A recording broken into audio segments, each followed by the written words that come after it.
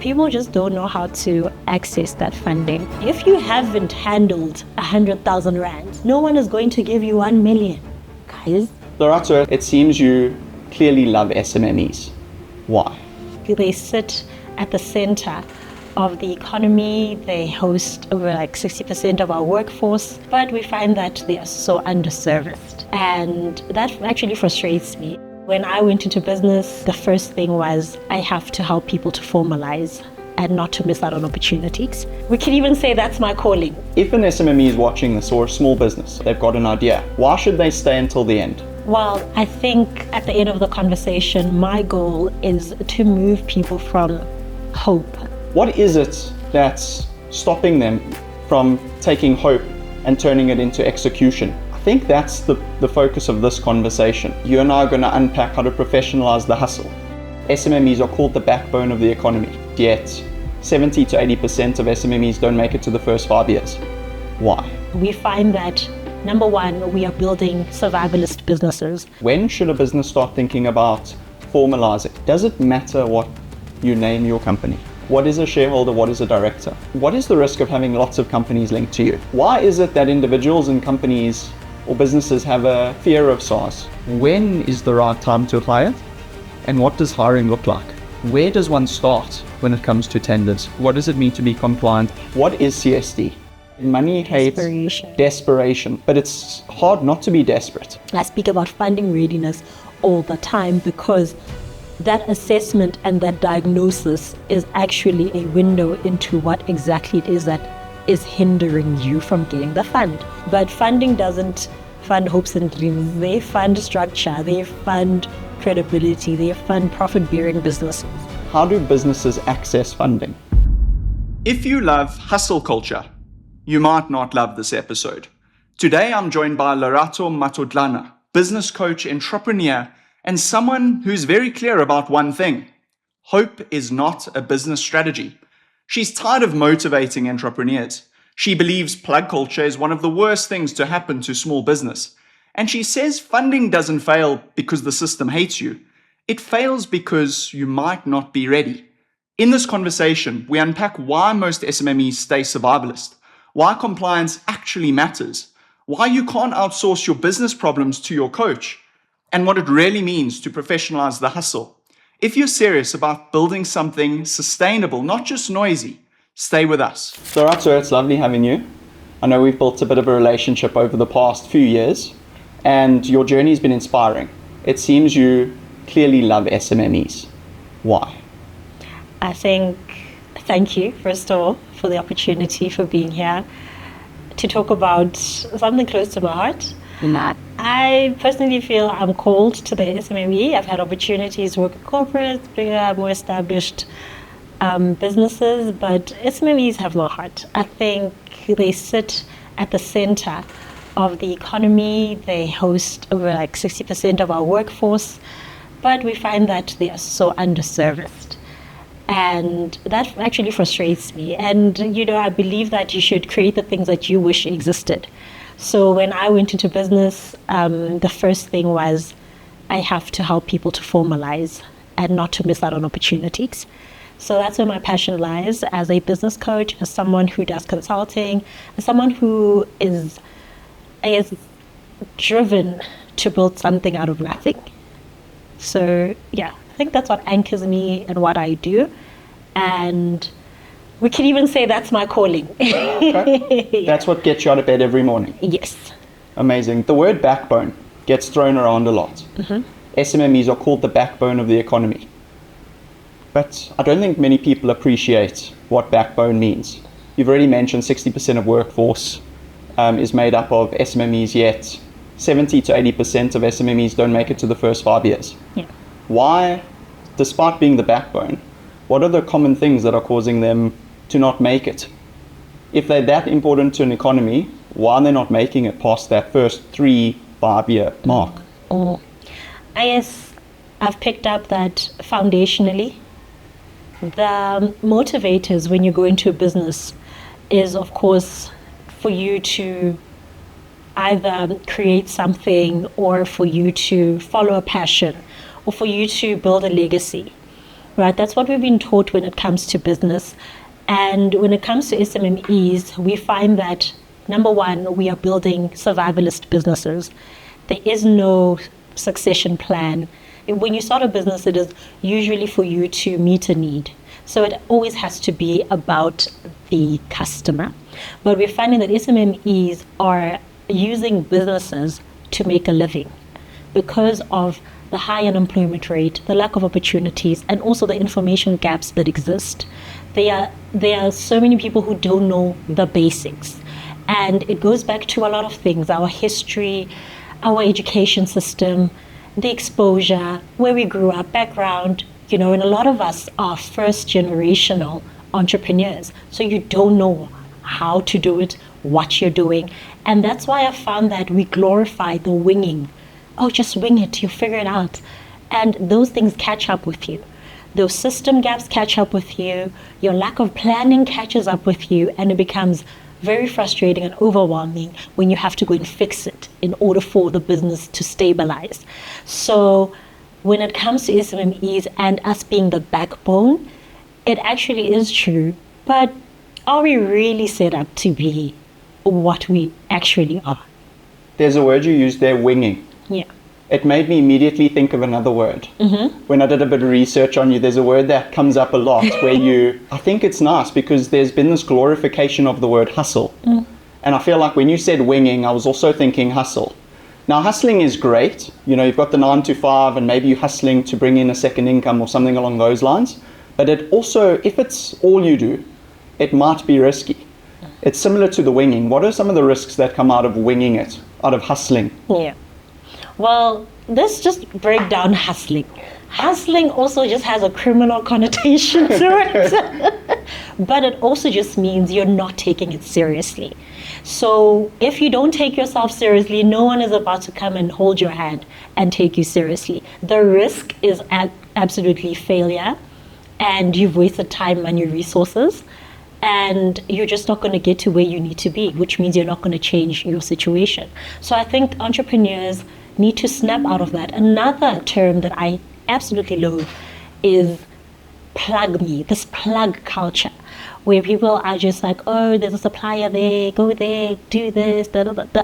That free information that you see on social media, that, oh, it's free information, just give me your supplier, just tell me how to do it, give me your recipe, give me your IP, is actually diminishing the importance and the uniqueness of your own business. So if you're going to share your trade secrets, you are winging it because you see no value in what you have to offer. So there are a lot of things out there that as entrepreneurs we have to reflect on, just the decorum, just how we carry ourselves and how we even gather information and present it. And when you put it together in your business or product and services. If I watch a lot of your TikToks and even YouTube, it looks like you're pretty YouTube famous. It seems like you have found a balance between sharing your trade secrets to enable SMMEs, but then at the same time giving them just enough to building a bit of a relationship, building a bit of loyalty, and when they are ready to pay, they tend to move into your business side or the professionalized side of the business. How have you found that balance? Because you're comfortable. You're sitting with me for a few hours now, giving lots of information and guidance and advice to SMMEs. And this is things that you've learned over years and years where people pay for this type of information. How do you find that balance? Well, let me just take you back. In the beginning, I just picked up that I know things that a lot of people didn't know. And that's how I started. I would do it for free on the side, and then the bug bit me, and I said to myself, there is a platform. If I'm spending data and my Wi-Fi, my electricity, and my phone life is actually depleting, something has to come through. So I'm always looking for opportunity. To make a buck, I guess we could say hustling.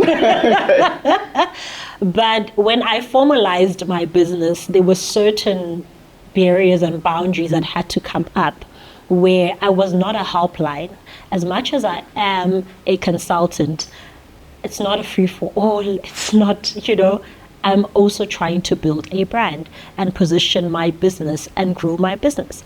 So I had to implement systems, formalizing it from social media. I don't do business on WhatsApp. And a lot of people do business on WhatsApp. And WhatsApp is not a platform where you can conduct business transactions. TikTok is not a place where you can get clients. It's a place where you can get clients, but you qualify clients there. You don't trade there. So let's move you from all of those free systems to where I actually have some sort of control and my processes can then flow. So there's no interruption in my sales funnel. So I came up with that system and it has been working. I treat my social media as a call center line where press 1 for CSD, press 2 for compliance, press 3 for funding, because you are absolutely going to go where I want us to go. Absolutely. Right? So those are some of the control measures that have helped me to also eliminate the time wasters. You have a big following, I have a big following, and there's just people just want to talk to you for the sake of talking to you. And people ask for your number, but you're not going to give my number until we have established that I can help you and you can help me. So yes, that's how it has come about. Yeah. Makes a lot of sense. I suppose you mentioned you do have a huge following and lots of comments and lots of, I suppose, leads come in. How do you qualify those leads? How do you make sure it's a lead that actually has the potential of turning into a customer? All right. So like I said, when you come into my DM, let's just hypothetically, and you say, for instance, you need assistance with purchase order funding, what I'll do is then I'll say to you, all right, first step is for us to do an assessment. We have to have a consultation because every business is unique. We might have the same issues, but we have different needs. So at the end, then once I have given you my pricing for the consultation, then what you will do, I will send it to you via email. That's when once you've said, yes, I'm good, I'm happy to proceed, we'll just move into email now. Then after email, then we have our session, of course, after you've paid for the consultation.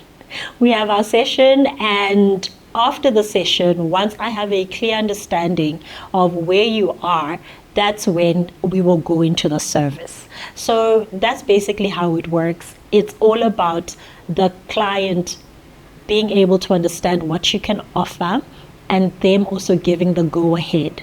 You don't have to coerce anyone to support you. The terms are clear. And there are people who push back, no, we've been scammed before, I need your WhatsApp number.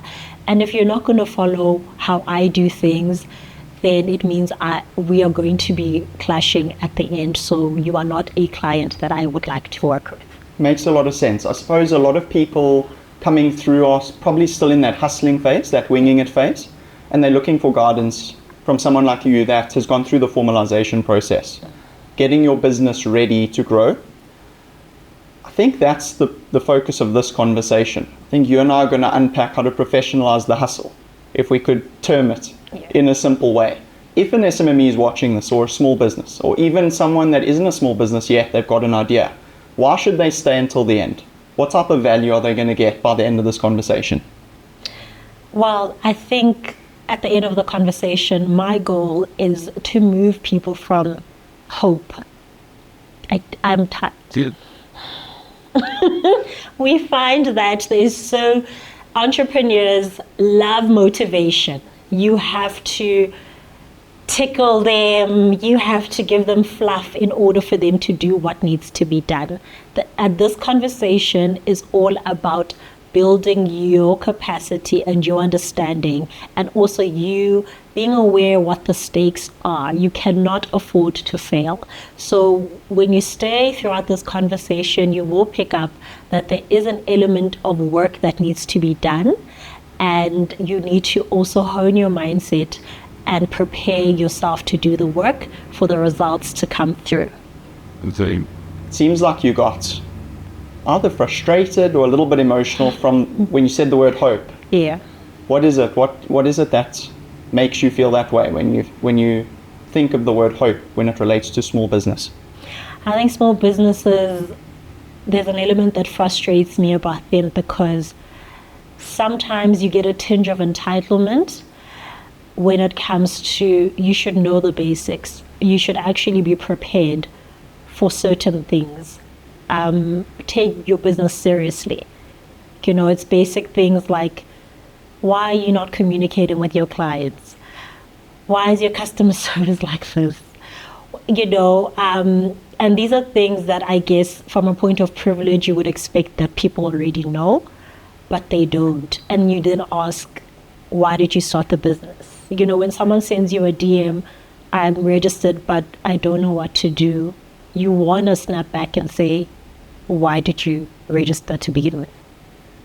Now you're going to make it my problem to figure it out for you. And that is not the work of a coach. That is not a work of a consultant.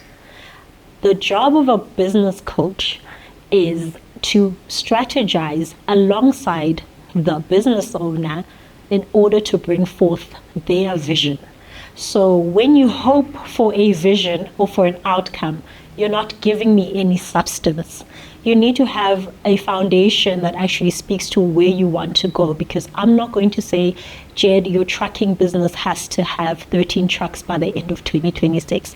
I can't make those decisions for you, because after our session, you need to go and make sure that you secure those contracts that are actually going to bring that vision or that goal forward. So we live in so much hope and we rely so much on motivation, but we have been overly motivated. We have to now tap into execution. So that's why I say that hoping in business is just a waste of your time. Yes. Yeah. Yes. So there's a phrase I love: strategy without execution is just wishful thinking. Yeah. Now, I think to wrap up this portion, I would love us to, it's so easy to fall into the trap of being paralyzed by planning or procrastinating through advice. So at the end of this conversation, for instance, there's going to be YouTube videos that are suggested or videos that are suggested that say, now that you enjoyed this, watch this. And then that one is going to be binged, and then they're going to watch the next one. What is it that's stopping them from taking hope and turning it into execution? Is it fear? What is it? Laziness? Is it entitlement? What, like, based on your experience with small businesses that you've interacted with, what is it that's stopping them, and what is the best advice for them to overcome whatever it is that's stopping them? It's multifaceted. There is an element where you have to deal with the entrepreneur on a personal level, and you have to unpack their limitations. Fear, doubt, laziness, and the willingness. There always has to be a drive that you have to work on when you're coaching an entrepreneur. There's certain, how in business studies 101, grade 10, they first ask you what are the characteristics of a business person. Risk-taking, I'm bold, I'm confident, right? These are all mindset traits that you should absolutely have, because it's not easy. And because you are a leader, you first have to start leading you. So I often say that your business is a reflection of exactly who you are. If there's chaos, it means you are chaotic. And when we have to unpack those limitations, we look first at the person, what we have to instill in you, that belief. Because yes, it's fluff. Believe in yourself. How do I do that? And it's just making a decision. You have to be decisive. You have to commit. You have to stay the course. You have to ride the wave, right? And giving up is not an option. You try until you try again. So that's one aspect. And then we look at the business. We look at, do you know who you're selling to? What exactly is it you're selling? Why are you selling this thing? Would you buy from yourself? And would anyone else? And then we find that, oh no, I'm copying and pasting. I'm selling this because Jedd is selling this. Why? I saw that whole construction. I'm also going to go into construction. Oh, everyone is a security company. Oh, me too. Oh, let's all start cleaning companies. We don't look for gaps in the opportunities, even though the opportunities are there. And we don't know how to even approach or unpack. There are certain barriers that you have put up for yourself, thinking, I can't access a certain thing because it's not for me. So when you discount yourself already, it will reflect in your business. You will have those loopholes. Makes sense. I think it is all about the introspection part of the journey. And if I was to think about it, there are 3 circles. If we draw a Venn diagram out, the one circle is something that you're passionate about, something that fulfills you, because when the going gets tough, you can't give up easily. Then the second circle is something that you're good at. Maybe it's naturally good at, or you've built experience up over time. And then the third circle, and the one that people don't think about carefully enough, and you alluded to it, is will people pay for it? Is it a problem that you're trying to solve? And people are willing to part with hard-earned money in order for you to solve that problem for them. Now, Lerato, we've got a business. Let's assume there's a person out there that's at idea stage. They've thought up an idea. Let's use one of the examples you brought up, because sometimes it's okay to replicate what business is out there. When you want to do that, then you just got to spice it or position it a little bit differently so that it appeals to a different section of the market. You need to do something better than someone else. So let's lean into the cleaning. Someone thinks, okay, cleaning business, there's lots of tenders out there for cleaning, private sector and public sector. Everyone likes clean places, so it's just a no-brainer, easy to start. They've got that idea. Now what? All right, so at idea phase, who is your client? Before anything else, before you go and formalize it, who are you selling to? Residential, commercial, whatever it is, right? Without even looking at tenders, because I think tenders should be at the last end of your page, because those are not completely sustainable, right? As and when, yeah, you might get, might not get, So you need to now think, okay, if I can just get one person to pay for this, I'll be good. Who would pay for this? And are there enough people to pay for this, right? And when I'm thinking about the next 3 months, 6 months, a year from now, will I still have my doors open, right? So what we do is that we have this idea generation template that we use for clients who come through with just an idea. And that's where we look at the business, the potential holistically. And it's all basic. You do a SWOT analysis. Okay. What are the strengths, the weakness, the opportunities, the threats? And it becomes overwhelming when it gets to the threats, because you are in an overly saturated industry, number one. The competition is high. Yes, it's easy to come in and out. There are no barriers of entry, but you are probably going to be competing. Am I allowed to name other companies, existing companies? I'm not sure. Yeah, all right, the big dogs, you know, you do have those, giants in each industry. Yes, I think I know which one you're talking about. And I'm sure and they are everywhere. Yeah, sense. They're coming for everything. Those are people who are sitting there with bid officers who are looking for tenders. That's your job, to just apply for tenders, right? So what makes you think that they're going to make room for you, right? Which means that you must now look for another opportunity for yourself. If it's me doing cemetery cleaning, if it's me cleaning after disaster sites, if it's me going and doing post-construction cleaning, you cannot go the same route where you can see there's no room for it. Yes, cleaning is an amazing industry. We all love cleanliness. It's next to godliness. But the gap that exists, is it big enough for me to be able to build something concrete and sustainable from this? So that's basically what goes into the activity of qualifying whether this great idea will actually be something that I can actually sustain myself. But, a lot of clients come through with amazing ideas, and everyone thinks that their idea is a unicorn. Everyone wants to be that guy who went and told Trump that we are, everyone wants to be like that guy. Billionaire status, this thing's about to change the tech world, this thing's about to change how we do things. I just need to meet the right people. You haven't tested the market, you haven't validated the idea, you have nothing concrete to show us that this is life-changing.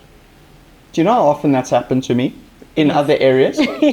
Like, I want to rock a stadium with an electric guitar, and in my mind, I'm already on that stage, rocking the electrical guitar. And then when I have the first lesson and I figure out how hard it is to move my fingers, you quickly burn out. The same thing is, I picture myself crossing the finish line at a comrades marathon, and then I go for the first jog and I can't make it past the first minute without walking. And I'm like, I don't think it's worth it. So I think that's similar to what you're saying. Yeah. They're seeing the end in mind. They're seeing massive buildings, huge government contracts that they're winning, but they need to take step number one. And step number one is probably winning that first piece of work. So let's assume they've tested the market, there is a market fit, they're able to find a client. What do they do next? Do they spend lots of money and invest in lots of cleaning supplies and bring lots of people in as employees and sign long-term contracts? How do they execute on job one? Yeah. So when cash flow is limited and you already have that first contract, right? And you're like, yes, I got the contract. I mean, I had to say some things that were probably not honest to, I had to overpromise. I had to actually convince these people to give me a shot. But I'm finding that, hey, execution-wise, it's lacking. Now I'm going to be calling my cousins to be like, I'm going to put you guys in uniform. Let's make it happen. We're going to go clean this building. Right? That's the type of winging that I would approve of, because you already have taken steps to actually formalize the company, which means by the time you get a contract, you probably have registered, you've done all the administration, right? That was like, and once you have that first client, you formalize what we call your structure. Someone asked me in the DMs, what is structure? Structure is your systems and your processes and how exactly you are going to make a difference to make sure that this client becomes the next client, becomes the next client. So once you have received that first contract, of course, you don't have the money. The cash flow, how are we going to make the money? You have the right to ask for a deposit. Your terms must make sense. To be like, okay, I need to ask for 50% of this so that I can use that money to go in, right? That's how you keep the money flowing. Not that, no, you'll pay me next week. That's why I say to you that tenders are frustrating SMMEs because they are so cash flow heavy. You don't have the financial muscle to execute, wait 30 to 90 days, however long it's going to take, and then get paid, pay overheads, you're probably in debt at that point, then you're already working at a loss, a setback because of poor planning, you couldn't strategize, right? So immediately when you find that you have a job that you are struggling to execute financially, go to the client and ask for upfront payment. Put that in your invoice. Put that in your quotation. That's the structure that we talk about. Makes a lot of sense. You mentioned if they've got the first contract, they would already be formalized or registered. Do they necessarily have to be registered? When should a business start thinking about formalizing? Yeah. Because I know there are a couple of structures that they could look into. You've got your sole trader partnership. There used to be something called a closed corporation, which I don't think exists anymore. And then you've got the private company. When does a business need to start thinking through that? Yeah, I'd say as soon as you see that, as soon as you've done that research in the back end that speaks to the idea being concrete enough for it to have repeat clients, contracts, and a decent turnover, where you can see that this is not going to be wasting my time or frustrating me, even though there are some businesses or entrepreneurs who get nervous during quiet seasons. We actually have to touch on what to do when it's quiet. I'm hoping we can, But when you are in a position to fulfill a contract or to service a customer, that's when you have to formalize. That's when you have to go to the CIPC and say, I would say go to the CIPC and register PTY, because those are preferred when it comes to funding. Partnerships, yes, but the clauses, the structure, the terms could turn off and put off certain funders, and sole proprietors, absolutely not. They're too small, too limited to fund. So PTYs are always first preference when it comes to funding. So I'd say that as soon as you see that there's something that can come out of this, register the business. Register it. Makes sense. There is, so if we go through those options, sole trader, it's probably the easiest to get going with because you don't really need to do anything, right? Lerato opens a company cleaning business and it's Lerato's cleaning business and that's it. That's on all your invoices. I think the risk there is that there's no separation between you and the business. So if something goes wrong, it's your personal assets and things that may be at risk. So that's sole proprietorship. Partnerships, I watch a YouTube or a podcast series by Dave Ramsey. And he doesn't have a lot of good things to say about partnerships. And I think he's had probably PTSD from a lot of them. Because it's very seldom that you'll have a partner that aligns completely with your vision, aligns completely with your value system, works as hard as you. And when you go 50-50 and you're doing 100% of the work, it never really ends well. So partnerships, I think, are ones where you probably want to stay clear, and I think your advice is very, very reasonable. So then it leaves private companies. Now, private companies start bringing up the red tape because you have to access a website, go to CIPC, all the rest. Take us through that process. What does that look like? And once you're registered, maybe that'll be the second part of the question. Once you're registered, what do you need to do? Because I'm sure there's responsibilities on you now that you're registered. So step one is, how do you go about registering? And step number two is, what does it mean when you're registered, and what do you have to do to maintain that registration? So CIPC is responsible for the legal establishment and the maintenance of your PTY, of your business. And that's all they do.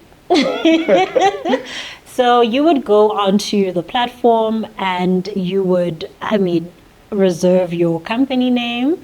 If it's available, they'll send you an approval and you then register your business, and within 2 to 3 days you have a business, and automatically you get registered with SARS.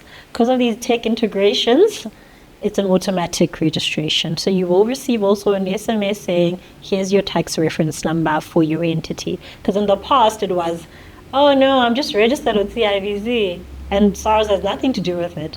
But now they're clever enough to be like, we're going to catch you, whether you like it or not, right? So once you have that, you are formalized. You have a business, right? So you will take your company registration documents and you will now take your ID and go to the bank, whichever bank you prefer. Now, when it comes to bank accounts, please don't go and get a banker. Don't do that. Get those pay-as-you-use bank accounts where you get those free withdrawals, those free deposits, where it's the cheaper the better. Okay, entrepreneurs, please. The cheaper the better, right? Once you have a bank account, so now you have three things. You have tax, you have a bank account. Within a week, you can absolutely put together a formal business. So it's not as daunting as people think it is. And that's why I also think you open some people's CIPC profiles and like 13 companies there. It's that easy. They will never say no. Whatever happens, they will always allow you to register a business. So once we've registered, you're good to go. You can now trade. You can now think about, okay, let me formalize it internally in the back end within my four walls. Because now I am a legitimate operational business who is accountable to SARS, who is accountable to CIPC to maintain the business. Now you maintain the business by going and filing your beneficial ownership per annum, and you also go and pay $100 to CIPC to say, I have intentions to trade in the coming year. That's all an annual return is. It's the renewal of your status, right? That's why when you miss it, it will literally, you'll be deregistered because they're under the assumption that you have no intention to use this company anymore, right? Beneficial ownership, you're simply saying that all of the directors within the business are the decision makers. There are no external influences. And this is an international regulation that actually empowers South Africa to prevent money laundering and company-related crime. So that's why we submit beneficial ownership. It is also like an international practice. It's all over the world. So we only just adopted it in 2023. And my TikTok went crazy. It was like, what is this thing? Why are we doing this thing? So we had to go into the basics, why it's necessary and why you have to renew it, because a lot can happen in a year. So those are all per annum compliance expectations, as well as BOE, which is also free on the CIPC website, on the portal. So as soon as you just have to maintain CIPC and tax in order for you to operate a legitimate PTY in this country. Amazing. So much information there. And while you were speaking, there were so many questions that came to mind. And I want to maybe unpack them one by one. So you said the first step is you go onto the website and there is a selection of a name. If I remember correctly, you choose 3 names and they come back and they say this one is available. Yeah. Does it matter what you name your company? I would say it does. Yes and no. I mean, there's so much to a name. Some names, for instance, if we say Lerato's Cleaning Solutions, already I've boxed myself into cleaning, right? But if I want to have a generic, I think not even generic, a vast name that leaves nothing, for you have to ask, what exactly is this person doing? Right, so that I can absolutely chop and change as I please without having to go to the CIPC to update my name. Or if I'd wanted to tender in another industry or expand into it, I would necessarily be limited by the name. So it also would give me the credibility, and perception is everything. The person who is dealing with your documents doesn't want to assume you're a chance taker. Next thing you're planning to organize a concert, you're bidding for production, for instance, but you have a Lerato cleaning solution. Like, would you appoint someone? Probably.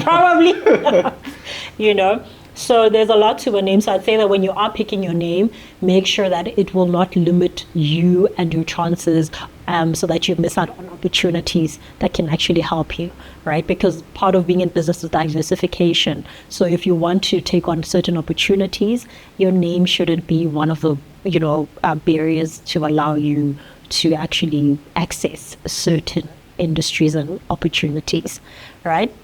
So once the name is sorted, they actually will approve a name that does not exist. So the first thing you would have to do is go onto Biz Portal, and you can actually search for certain businesses. If you have an idea, you'll see, okay, how many Lerato corporations are there, and so on and so forth. And then you will able to at least maybe swap the letters or the names or whatever it is, or get a most unique name out there, right? So that's basically what goes into selecting the name. So you reserve about 3 names. It's 50 Rand per name, and then they'll return with a report saying, yes, it's available. You can now continue. It has been reserved for you. Understood. If you lock in a name, let's assume you lock in Lerato Cleaning Services, are you able to trade as something else in different businesses? How does that work? So if Lerato Cleaning Services Pty Limited wants to be Lerato Conference and Events, are you able to have the Lerato cleaning business or cleaning services trading as? Or do you register a new company? Or do you change the name?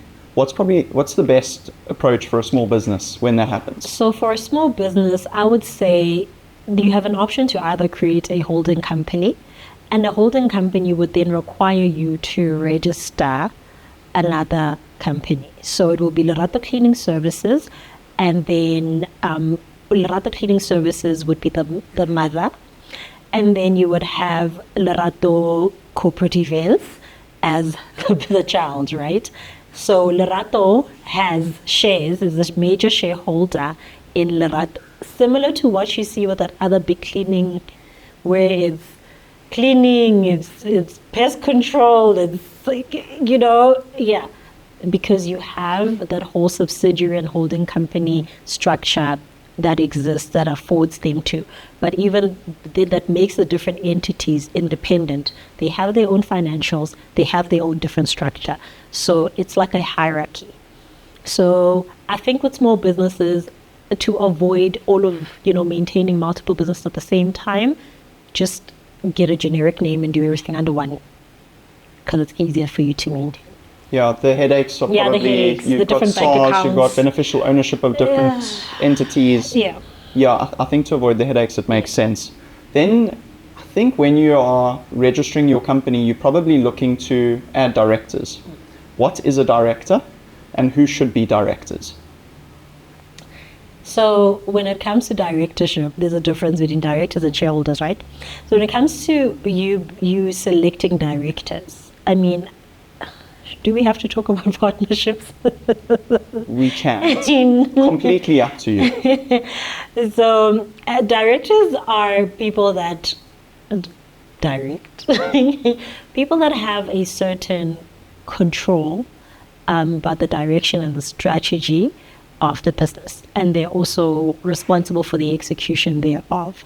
So you are absolutely going to be accountable for whatever happens in the business, whether good or bad, right? So as a decision maker, you have to be documented so that we know exactly where to go and who to hold liable. So when it comes to you establishing your business, you need to be ready to take on that particular role. And then when it comes to multiple directors, then internally a conversation needs to be had to be able to establish who will be responsible for what. You find that sometimes people are frustrated because of an overlapping of roles, of decision making. Some people are putting in the effort, some people are not putting in the effort. Last year, we had a client where they built amazing 10 units in Mamelodi and Pretoria, and there were 5 directors, but one of them was not contributing monthly to the upkeep. Our property is, to cover the overheads, everything, right? And there was absolutely no contribution from them.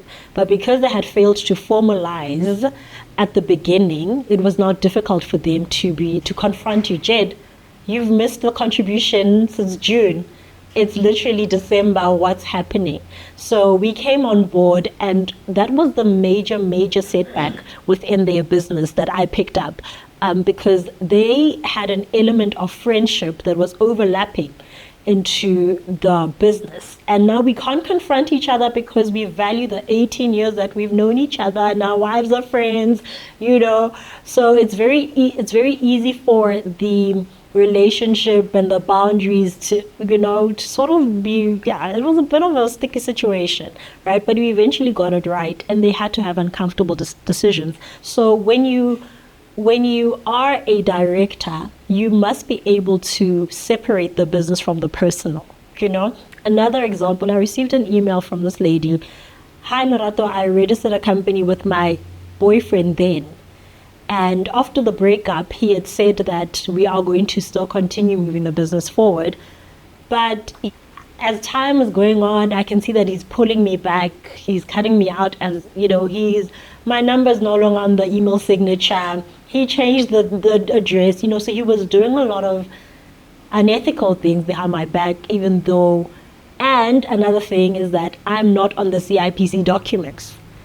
But I'm the one that invested everything, all of my money into. So we don't know how to establish businesses in order to protect ourselves because of the relationship that overlaps. That's why I think I agree with David Ramsey. Yes, that partnerships are very finicky to deal with. And when you qualify a director, it has to be on the basis of their skills. What is it that they can bring into the business to move the business forward, not by virtue of us being friends. And we like this thing that when we're out with our friends, hey, you're in HR, let's start this, I can do this. No, that's not how you start a business, right? And we often say, but that other bank was established at a buy and Stellenbosch. Yes, but they still knew what was expected of them. That's why they are where they are today. So directors moreover on the skill set, on a value basis is exactly the core of a director. Those characteristics that I mentioned earlier, those need to come through first, then the skill. And you mentioned the directors are different from shareholders. What is a shareholder? What is a director? All right. So a shareholder could be someone that you give equity to by virtue of them investing. And then you give them some sort of control, decision making. You give them some sort of control when it comes to finances, when it comes to qualifying clients. So shareholders are there, but they're not there. They're not on the ground doing work. Then when we come through perhaps at the financial year where we're about to talk about how the business performed. So yeah, I think most SMMEs are not at shareholder stage yet. I think I've encountered less than 5 who actually said, no, we do have shareholders. But we are, running the business separately. So it's not very common in the SMME space. You find that it's just directors and you find that it's like less than four people in the business. Yeah, not very large groups because we are still starting. Yeah. Then what I'm hearing from you is, in South Africa, the typical registration process is one person, let's assume Lerato, is ready to open up a business. Lerato goes to CIPC, registers a business, finds the name, registers it successfully. She's taken advice. She decides not to have any other directors. She's a single director and she owns 100% of the shares. So she's the only shareholder and she's the only director. So that's how most businesses, I'm assuming, are set up in South Africa. And would you say that's probably the best setup for a new business, a small business in South Africa? Yes, I prefer it. My bias is that I actually prefer one-man shows, even though it can become very, very heavy, because heavy is the crown. And it becomes quite challenging for you because if you are alone as a director, then it means that you wear many hats. So you're responsible for every division and you need to make it work, right? And that's why you find that along the way you neglect certain responsibilities, you neglect some expectations, and you drop the ball, and the first area where they will drop the ball is when it comes to admin. SMMEs, business people hate administration. They often outsource it, and they outsource it sometimes to their own detriment. What I mean is that you give someone access to your company, your baby, take it on, and you find that along the line, this person does not give you access. You don't have your logins. You can't even interpret what has been happening. Some people have had the companies stolen from them by not knowing. Some people have had their companies deregistered just by virtue of I handed it over to an accountant, I handed it over to so-and-so. There was a guy that was helping me. I don't have my logins. How do I, So you find this should be, call it like, I suppose we assume it's common sense. We assume. But it isn't necessarily. Some people haven't had the opportunity to access that information or that guidance. Okay, so we want it very clean, single director, single shareholder, and I suppose you don't really need to bring in directors if you need admin to be done. Once you start growing a little bit, it's bringing in employees, maybe a consultant, maybe you've got an executive assistant that's remote that can help you with that. Maybe you can outsource your finance and your bookkeeping, keep those costs low. So I think it's quite a big decision to bring a director on.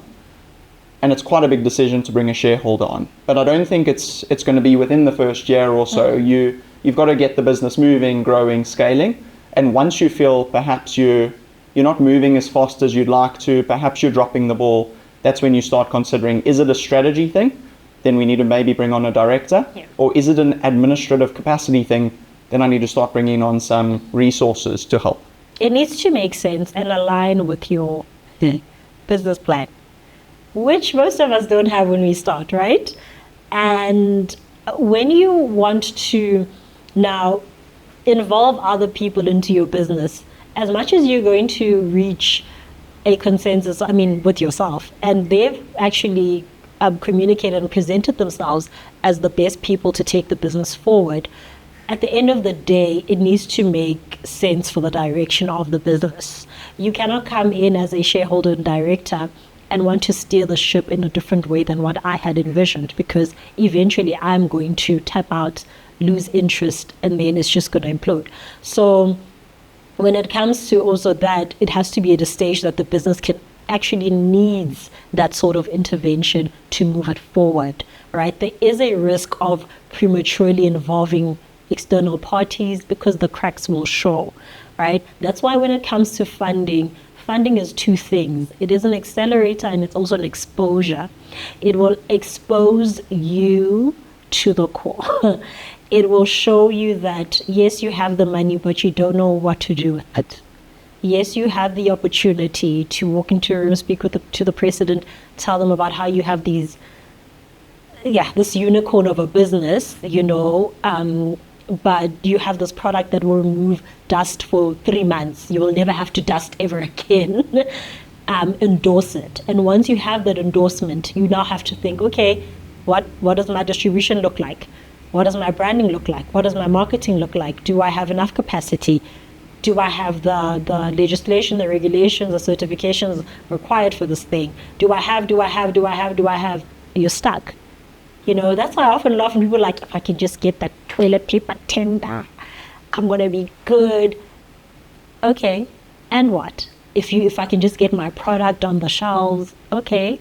And then if this retail chain store says, okay, distribute to all our shops in Gauteng, what's going to happen when it's just you and the business? With 90-day terms. With 90-day terms. Deliver them to us, and only if we sell them, we'll pay you, or we'll give you 90-day terms. Thank you. Yeah, it is. It's important to think through these things. Yeah. It's not as simple as thinking about the end. When that big paycheck lands in the bank account, there's a lot of steps that need to happen before you get there. You made another comment around CIPC loves handing out companies, right? They're not going to say no. That was the word you said. Mm-mm. Maybe they sometimes. Okay, maybe they will say no. Because sometimes you find that they will, if you are like completely non-compliant, they will actually flag you as a delinquent. Makes sense. Yeah. Delinquent director. You're just like, oh, yeah. Yeah. If you've, I don't know if liquidation comes into it or bankruptcy or. Yeah, like criminal activity, like when you're just a shady individual. Yeah, makes sense. So, but for the most part, they'll say yes. Yeah. Now, what is the risk of having lots of companies linked to you? Because you said some directors or some people that you work with, they've got 15, 20 directorships. What's the risk? SARS is your risk. Look, elephant in the room for every entrepreneur, especially SMMEs, is tax. We see tax as punishment. Tax as this thing, trying to take my money, So you find that we are extremely intimidated about tax, and we understand. Remember I said earlier that as soon as you register a company, SARS knows, right? So already you're an entrepreneur, you've registered a business, this is maybe your 7th business. Already you have a string of other businesses that are in the registration process, or they're non-compliant on the other side. So CIPC will just give you their overview. But when it comes to SARS is looking at you, then they're accumulating those penalties. They're accumulating penalties because you didn't file an annual return, perhaps from 2017. And for one business, you haven't filed from 2020 for another business, you haven't filed from 2023 for another business. That's what we see. And then you get slapped with a fine, and you're like, what? And the moment that you receive those penalties, they're now going to accumulate interest. So times 7. It's expensive. Your business is failing. You're not even making enough money. You're just going to be in debt. So those are the risks. And I think capacity, we have to be honest with ourselves. You cannot, people just love the allure of starting something new, and then it dies down like, in a relationship, like honeymoon phase, and then you're just like, when you got to put in the work. When you don't have to be like apologizing and solving and unpacking traumas. It's a lot, right? That's when, the smoke disappears, and, you remove, the glasses, and you see exactly what it is. And that realization is daunting, and you just drop it like, no, like a pair of old shoes. No, I'm going to get myself a new pair of shoes, because people just love shinier things instead of sticking it through. And that is a reflection on the person. The business didn't do anything. All it did was just exist, right? And it's up to you to take it to where it needs to go. So it says to a coach that you absolutely had no direction to begin with. And certain things happened, like yesterday I actually reinstated a company that owed 3.8 thousand rand in penalties. He hasn't filed an annual return since 2010. And he wants the business back. And I did it for him. But in the back of my mind, I was like, what's going to be different now than from what it was in 2010? So, yeah, you get exposed to a lot of people in different mindsets and parts of their journeys. And you have to give some people grace. But sometimes you must have the honest conversation to say, are you really an entrepreneur? There's a quote in the movie about Michael Jordan and his relationship with Nike, or Nike. And there's an amazing quote at the end where someone says, shoes are just shoes until someone exceptional steps into them and does amazing things in them. And what you've said now is a business is just a business until someone exceptional steps into that business and takes an opportunity, to the next level. So there's a lot of work that needs to go into it. It's not just the framework, the structure, the formalization. It really is about, can we take the purpose and the vision and execute it and bring it into reality? Yep. Now, you mentioned SARS. We've stepped into that territory of speaking about SARS and tax. And when you said the word, I got shivers up my spine. Why is it that individuals and companies or businesses have a bit of a fear of SARS? Yeah. What is it?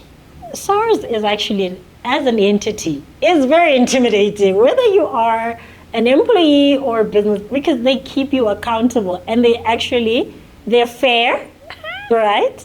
They're strict, and I'd say they're the only organization in this country that actually works. They're unbelievably efficient. They are so efficient, and they'll always catch you. The thing is, they will always come for what is theirs. It's even biblical. Give to Caesar what belongs to Caesar. Pay your taxes. That is true. And let's unpack the attitude towards SARS. It's the fact that oftentimes when you come across SARS and interactions with SARS, it's from a negative connotation where they actually have targeted a certain person, and this person owes 100,000. You're like, 100,000? How? You're none. That's how we speak when it comes to SARS. That comes from me. It's like worse than the cops. And the hand goes into the bank account. They take my money. What about, right? But because those business fundamentals, we lack them, you don't understand what tax actually means. Don't understand how tax can actually help you, because there are certain clients who just prefer to work with VAT registered vendors, right? You don't understand that me being VAT registered, me being tax compliant is one of the most basic yet powerful ways for me to continue running my business. Because once you're flagged as non-tax compliant, your bank account gets closed, you can't be on CSD, you're now in debt, accumulating debt. You are literally working at a loss already. But because we don't have that basic understanding of the purpose of tax and the pros and the cons, we now, anything that you don't understand, you shun, right? And you know what you know. So taking an interest in tax matters as small businesses will actually enable us to be more comfortable and accept SARS is not going anywhere. They're always going to want their 27%. And it's, it's just the way it is. It's just the way of the world. And you have to work with SARS. Those are people at the end of the day. If you've established a payment agreement, stick to the payment terms. If you know that you have to file a nil or zero tax return, file the nil or zero tax return. They will not penalize you for doing that, but what they will do is hold you accountable. Now, business people don't want to be held accountable, and you cannot say that SARS is targeting you. When you're doing the right thing, they won't come for you. But when you're doing the wrong thing, it's like parenting. They will come for you. They can't turn a blind eye. You're breaking the law. So to protect yourself, it's best to adhere. Then we're all going to be happy. What is tax compliance? What does it look like to be tax compliant? 3 things. You submit your tax returns on time. Firstly, you are registered for the correct tax types, right? You have income tax there, you have payee. If you are eligible to, you have provisional tax, you register for the correct tax, number 1. Number 2, you submit your tax return on time. Please do that. And then number 3, you have updated all your information there. There's a correct bank account, the correct address. If you're married, you've changed you from Miss to Mrs., whatever it is. You've kept your SARS profile active and up to date, right? And these are the 3 things that will qualify you to get the tax clearance pin.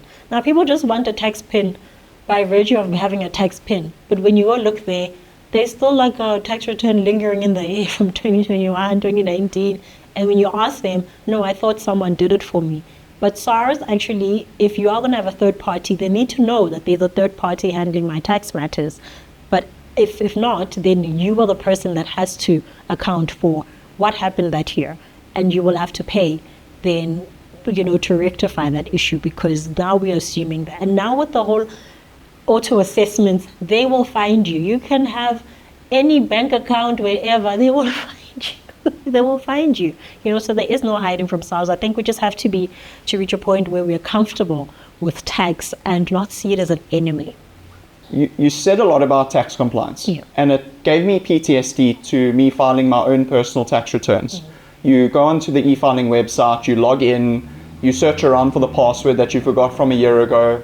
You then find your way in, there's a wizard that you click and it says, fill this out, fill that out, and then you're having to pull out IRP5s and this and that and the next thing. And a lot of the questions I just don't understand. Now, I'm guessing it's much different for a business. They're not only doing their personal, but they're doing their business as well. And I'm sure a business owner just wants to go and get, Lerato just wants to go get cleaning opportunities. She wants to execute on them. She doesn't have the time to manage her taxes as well. What's the options available to Lerato? Is she going on and doing YouTube videos, crash courses, maybe getting a degree in tax to file her tax returns? What other options are there? Because again, Lerato also doesn't have thousands of rands every month to hire a full-time financial assistant. What options are available for her to keep up to date? Because it seems like if you're not up to date, there's lots of risk. Yeah. What I love about SARS, and all these agencies is that there will always be an FAQ section. There will always be a step-by-step guide. You don't always have to outsource anything and everything. But when it does come to tax, you have to be careful, because where there's money involved, there's an element of seriousness that's attached to it. Education is power. So entrepreneurs have to empower themselves to be able to interpret, speak to the numbers, and also file tax correctly. Because once you find that we don't understand one of these transactions, every year you're saying that you are filing a nil report, but your bank statement says something else, and they've done an auto assessment and they've seen that, okay, this person actually has money in you owe us about 14K, for instance. And you're just like, no, but how? So you also need to understand what's taxable income, what the percentage is. And if you go onto the system, there's a Lwazi AI bot there. Okay. Lwazi will help you with whatever query you have. And like I said, it's basics. That is basic tax. Like submitting your own tax return is basic tax. And use the internet. The internet is not for scrolling and dancing and gossip. It's there to empower you. There's step-by-step YouTube videos. They have a PDF that you can follow at your own, to be able to understand what these terms are, what's expected of me. And AI, AI. If you are thinking, okay, SARS has done an auto assessment, they say I owe a particular amount, but I'm not understanding, you can literally pull out all of your bank statements, go put them on chat, be like, they say this, it's there for you. It's there to empower you. But if you have access to a tax practitioner or even a student who's done tax, they can help you out with that. First resort is to set an appointment, telephonic appointment, virtual appointment. Go there physically, go to SARS so that they can help you interpret it. Use the people. They are there for a reason. So there are a lot of avenues that you can absolutely explore that will help you to get a better sense of what's happening on the SARS portal. Makes a lot of sense. Yeah, it seems SARS is a manageable issue. And earlier you said they'll catch you, and they'll only catch you if there's something to catch. So it's about getting ahead of that, right? Yeah. Okay, so tax practitioner, if you have the money. Software, you mentioned ChatGPT, and we've all fallen in love with that piece of software. There are some others, so Xero, Sage. Yes. Are those those pieces of software that small businesses should consider to use? Yeah. Accounting systems and financial management systems where they track what's coming in and out of your business, even though they are very affordable. I think that other one is like 27 Rand per user. You have 27 Rand, okay? I think you have 27 Rand as a business, especially if it is a company expense and you can see that I'm going to be using this for a long time. And it will make your job much easier, and you're going to be less stressed and anxious, because when you're anxious as an entrepreneur, you struggle to focus on what's important, because you're worried about tax, so you're wasting time on the lines and stuff. So when it comes to record keeping, we lack a lot when it comes to that. That's why even we struggle to qualify for funding, because we don't have records. We even struggle to maintain an active and keep an active bank account, So when you're going to use software to assist you, you are even going beyond just the tax matters. You're setting your business up for investment. You're setting your business up for better opportunities. You're setting your business up so that you're able to build a story that someone could actually be on the other side of the table and see how far you've come and how further they can take you. So don't take advantage of the systems that exist. They are there for you to grow. They're there for your growth. So I'd say that I'm a big advocate for systems. And does an entrepreneur need to go through a course understanding balance sheets, or I think they're called statements of financial position now? Then there's statements of comprehensive income, which is a income statement. Do you think it's worth them taking a crash course YouTube video on what is income, what is expenses, what is profit, what is gross profit, all of those fun terms that are important to SARS? Yes. Business jargon. As a business person, you need to know what we're talking about. Some people, you have to even explain the difference between revenue and turnover. You have to explain, you have to go that far back, when you start with the basics. So, but I would say that beyond just business acumen, behavior, business English, communication, that whole etiquette side of business, then the second most important course that you need to take is the financial management business, because you have to speak to the numbers. You cannot be in business and have been operating for about 3 years. You're not even breaking even, but you have repeat clients. You have clients every month. You're working, right? Similar to a client we were dealing with, a brilliant young business based in Pretoria. I don't know if I should talk about them, but let me just give you just their background. And they have they're in the welding industry. So steel manufacturing, they make beautiful products. And we found that they are not breaking even. But these people are making, they're orders 420K a month, but they're not breaking even. And I said, okay, why are you not breaking even, guys? What's happening? They couldn't prove what was happening because there's poor record keeping. we have multiple directors. So-and-so does this, da-da-da-da-da. I'm in charge of this, I'm in charge of that, separation of tasks. And everyone just comes and does their thing and leaves. And no one could actually quantify how much we've made. When I spoke to all 2 directors, someone said we're breaking even, someone said we're making a profit, when actually we are not making any money, right? But had they had a central system where we're able to input, make all our transactions on and track what's coming in, what's going out, it tells a clear story because the numbers never lie. Yeah, and I suppose that's the first bit of evidence, or you said a little bit earlier, I think it was it funding is the greatest opportunity, but also the great biggest exposure. The great exposure. Yeah. And I suppose, how do you get ahead of exposure? It's understanding income and outflow, so income and expenses. Yeah.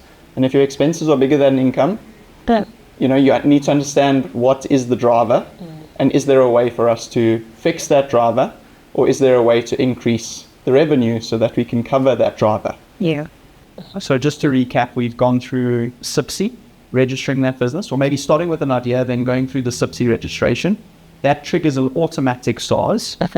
We've spoken a little bit about what ownership types look like, what registration or structures look like.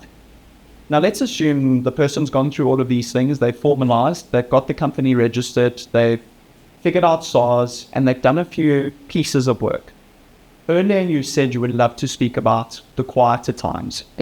Now they've started building some momentum, and all of a sudden there's a quiet season. We're not quite sure why. How does a small business survive a quiet season? So during the quiet season, your first instinct would be to panic. What's happening? But that season is actually a season where the waters settle and it will just flow, right? And the 3 key things that I would say you should do when your business is slow, or when, the volume, slows down a bit, take that opportunity to vet your suppliers, to look for most of the different suppliers, compare pricing, take the opportunity to reflect on whether you as a customer are receiving the best, test quality. Number 2, use that to sort of think about introducing new products and services. So that's the time that you would test, that's the time you would plan on how you're going to introduce it, you strategize based on that, right? And number 3, this would be the time for you to sort out your books, sort out the administration. It's not a time for you to panic, like, oh, I'm not busy, so I'm not going into work. No, that's a time where you focus on your marketing. If you have to go in there, set up meetings, go drop off your profiles, go on LinkedIn, spend more time getting your business out there. There is still activity that is required in quiet season, because once you are fulfilling orders, those things go into the back burner. So a quiet season is time for you to work and clean up your house. That's how you optimize your time. What I'm hearing from you is there's no time to panic. No. Because there's lots to get done. Always. So don't underestimate the amount of things. Yes. Okay, so let's assume quiet seasons, there's cycles, they're managing the quiet times, they're managing the busy times. The business is growing. And what was an idea is turning into something that could be successful. But the person's starting to struggle a little bit. They're starting to drop balls, they're starting to stretch capacity. They can't get to the most important things. And they're starting to consider, we might need to hire. We need to start growing a team. Growing a team could be bringing in a partner at the same level as you and maybe sharing a bit of equity. Or it could be, let's keep it simple, hiring someone to the team that does work that maybe you just don't have the time for anymore. Your time is better spent on the more high value pieces of work, but there are other pieces of work that just have to get done. When is the right time to hire, and what does hiring look like? So there are often cycles in a business, right? And for some people, you won't anticipate the boom, all right? You won't anticipate it. When you post a video, it'll go viral and, oh my gosh, right? So I always say that you have to stay ready so you don't have to get ready, or you're gonna be playing catch up time and time again. So once you are already seeing that, okay, we've now moved from 50 orders, we're like 100 orders now, a week on average, in a month, I'm going to need more help. Once you are finding yourself in that place where you're stuck, or you're being pushed in, or you're being roped out to be doing a lot of things at the same time, that's when you should start thinking about who you can solicit help from, the type of people that you want to work with, how you're going to assess them and qualify them and onboard them, because just getting someone into your business and saying do 1, 2, 3 is not easy, because they need to learn to work according to your standards and adhere to whatever it is that you want them to do. So the output is always going to be important. So you need to also already identify those people and give them some sort of exposure before you bring them on a full-time basis. So I would say that even before you see that you find yourself in a high pressure zone, already start exposing those people in order for them to hit the ground running as soon as hits the fan. Thank you for saving us. We don't have to put a beep in there. Okay, now, so when it comes to hiring, you just find the cheapest. The cheapest person. The person willing to do it for the lowest amount of money. Not necessarily lowest amount of money, but according to what you can afford and what you can sustain. If you're finding that you're going to need full-time help, of course it has to be in adherence with the Department of Labor, market-related salary. You don't shortchange people, because that's exploitation. It means you're an unethical business owner, and it's not a good look. So I'd say that give people what they're worth. And if you are going to put on someone, or if you can't even afford to put someone on full-time, you can formalize a contract and say, no, we'll review this after 3 months, after 6 months, but be honest with yourself. Not to the point that you're paying someone half of what they deserve because you're trying to save costs and you're finding that you can't afford, right? And another thing is that when you're finding that you are dealing with a lot of orders with less capacity, the truth is you have to be honest with the client, on the other hand, to say, look, my turnaround time might not necessarily be 48 hours, but because we like this whole, you get it in 2 working days, it does you a disservice, because you're going to compromise on the quality of whatever it is that you're selling. So your team also needs to have an understanding of what's at stake. And you also need to be running a business that will be able to withhold and withstand throughout those seasons. Makes a lot of sense. I like what you're saying about managing expectations with your clients. It makes me think of a story when it comes to Uber, the app. Yeah. If you think of the problem it's trying to solve the transparency or anxiety problem. When you phoned a taxi in the past, you were hoping that taxi was going to come. And maybe it took 10 minutes, 15 minutes, and you would stand there in a state of panic waiting for the taxi or the cab to arrive. Now with Uber, it's still taking 10 minutes, sometimes 15 minutes, but you've got a map that shows you exactly where that Uber is. Yeah. And the problem is anxiety that it's solving. It's not necessarily having quick access to transport. And I think the advice you're giving SMMEs here is, it's not the delivery. It's just the client knowing when delivery is going to take place, so that they can manage expectations of their stakeholders. Yeah. And I think that's amazing advice.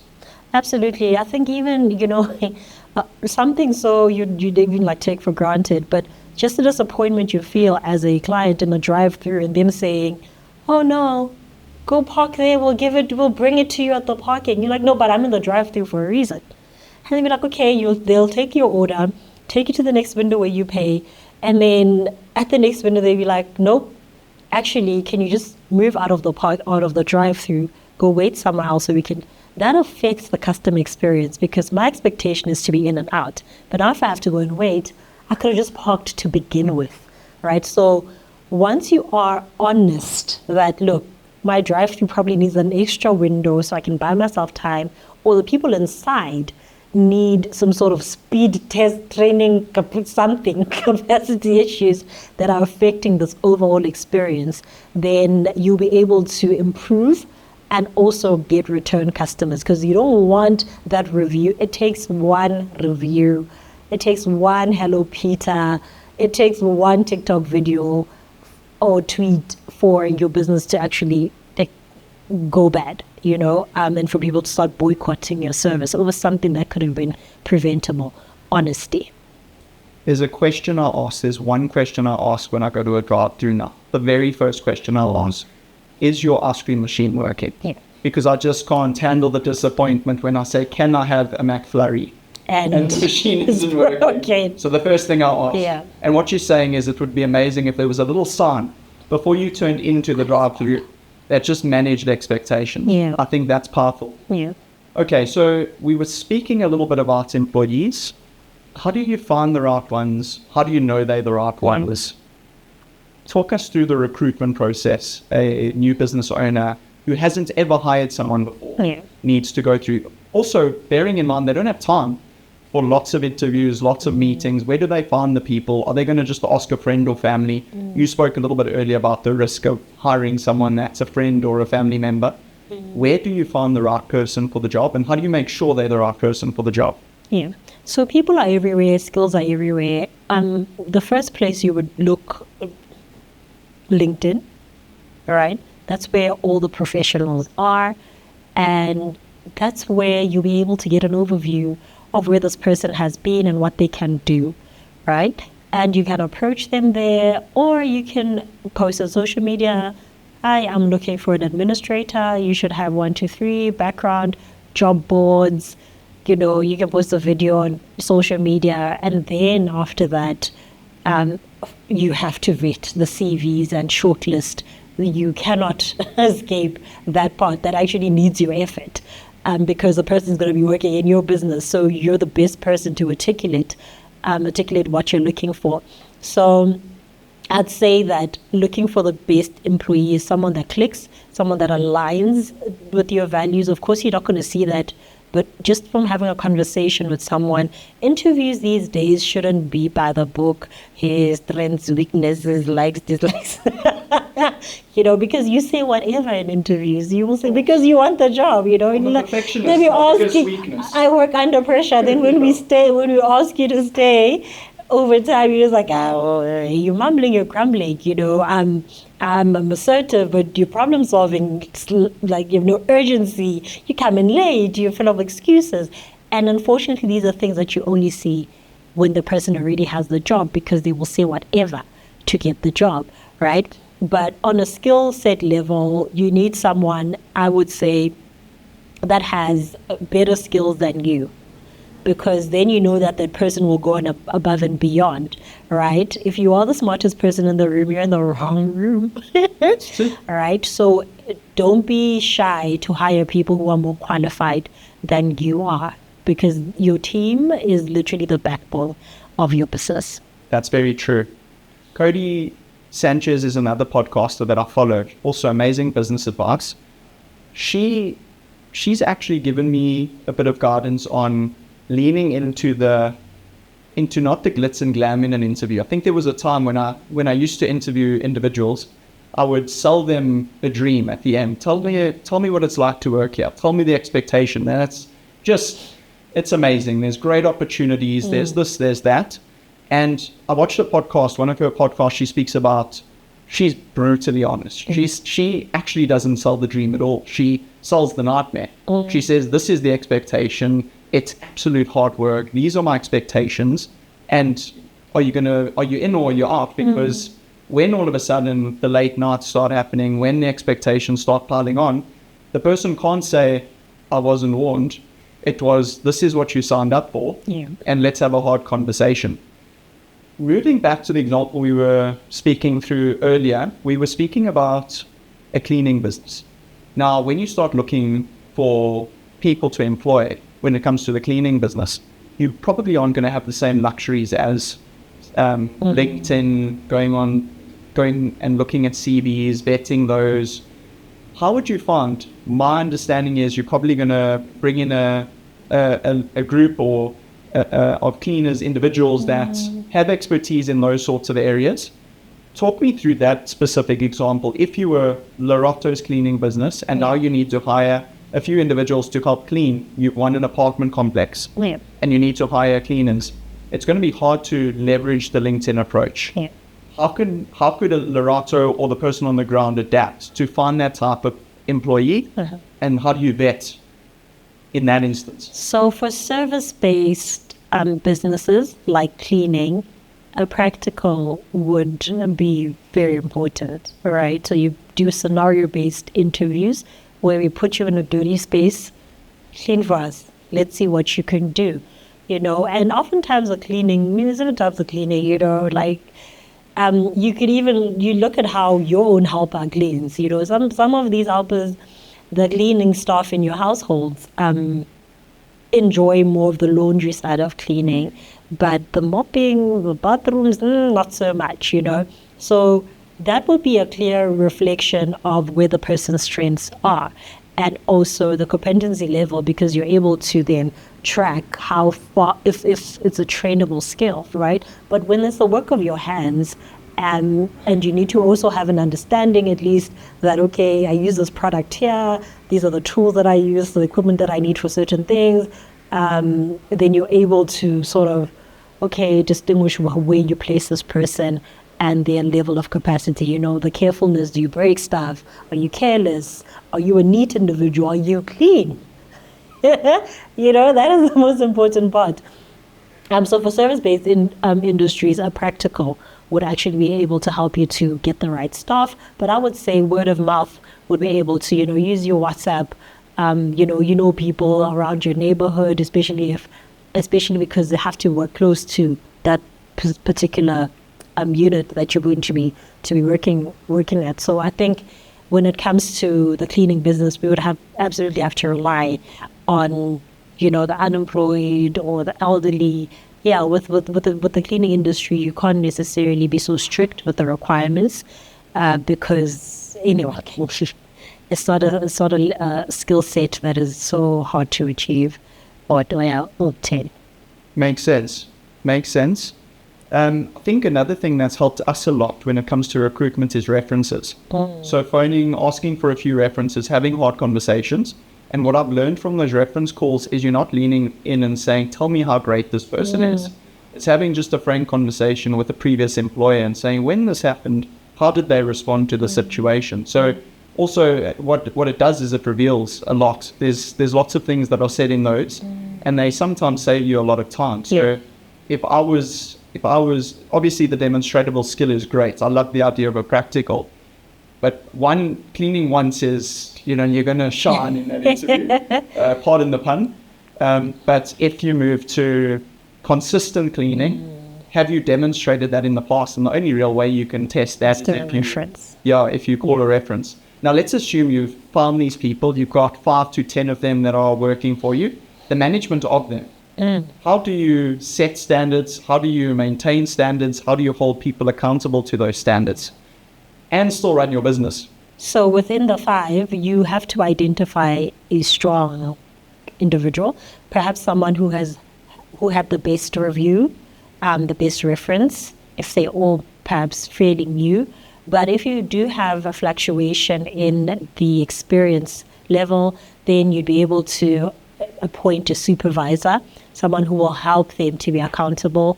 Because you're so busy, there's no time for you to create a WhatsApp group with all these people to be like, are you in, are you not in, da-da-da. So you literally just transfer that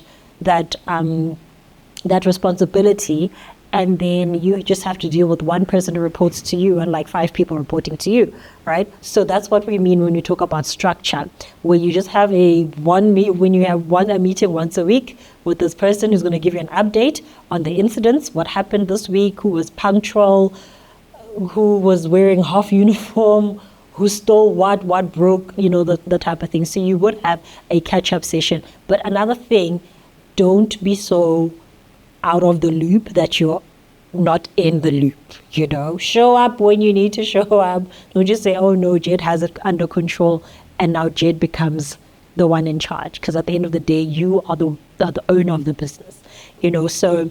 But I would say that's one way that you can approach it with the management. And also there are so many tools, you can, when it comes to paying them, when it comes to tracking their hours, you can have those accounting systems, those financial management systems, those CRM systems where you just load them and we know how much so-and-so is paying. The timesheets, they clock in, they clock out, and then they take a selfie, because I've seen that happening, and it's quite efficient, so much so that the cleaning companies can run multiple sites at the same time, but they get collated information at the end of the day. Now, let's assume that it's not working out. Yeah. One of your employees isn't performing. Managers reported up to you. You've intervened. You've showed up even when you're not supposed to show up. You're very much in the details. How do you manage that process? Yeah. So from the onset, you have to have a code of conduct. Something that you can hold the people to say, okay, guys, here's what I expect of you. And we need to absolutely have some disciplinary measures there so that that, okay, talking back to a client means this, 2 days off, go home, firing, all those things. So with the management of people, because people are people and people always people, they will always push barriers. So you need to have the boundaries up, and then the repercussions must also match the different sort of problems and the challenges that would arise, So if it's theft, what happens in an event of theft? So if it's negligence, if it's late coming, if it's disrespect, how, what is the cause and the effect, the consequence of that particular action? Lerato, earlier you said that tendering comes last.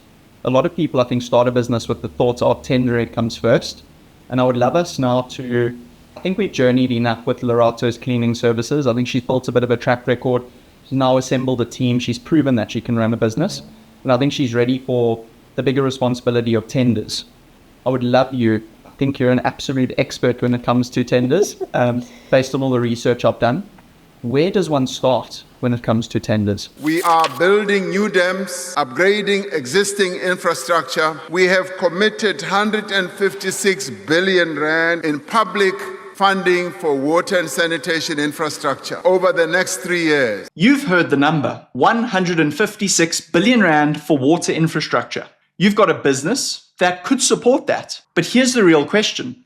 Where on earth do you even start looking for the right opportunity for your business? Because this is where most small businesses get stuck. They hear the budget, they feel the excitement, and then nothing. They don't know where to look. They don't know what's live. They don't know what fits them. So let me show you something practical. This is TenderCentral, powered by Sourcefin. Instead of guessing, I can filter. Let's say I'm a plumbing and maintenance business based in Gauteng. I come in here and I filter by sector, water and sanitation. Then I narrow it down by province. Let's assume I'm in Gauteng. Immediately, I start seeing live tenders. Opportunity doesn't start when the speech ends. It starts when you start searching properly. www.tendercentral.co.za. Link is in the description box below. Let's get back to the video.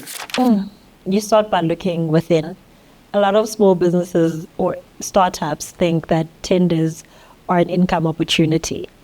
And tenders are just delivery obligations. They're just all about, can you execute and meet the client's expectation?